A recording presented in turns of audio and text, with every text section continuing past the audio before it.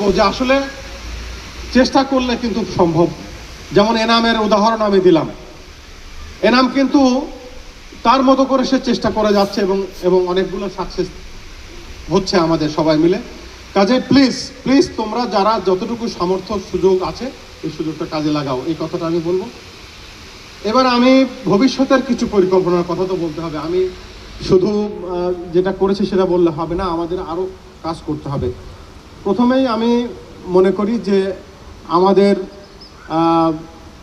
যে প্রকল্পটা, আবাসন প্রকল্পটা আমাদের হয়েছে বসিলাতে, সেটা তো অনেক আগেই নিয়েছেন, প্রথম কমিটি কর্তৃক এটা করা হয়েছিল। তাহলে মাঝখানে আমাদের আর কোনো অগ্রগতি নাই। আছে পাশেই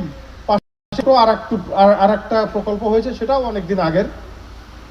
এখন আমরা নতুন করে একটা প্রকল্প নিতে চাই, এটা আমরা আগে দেখব।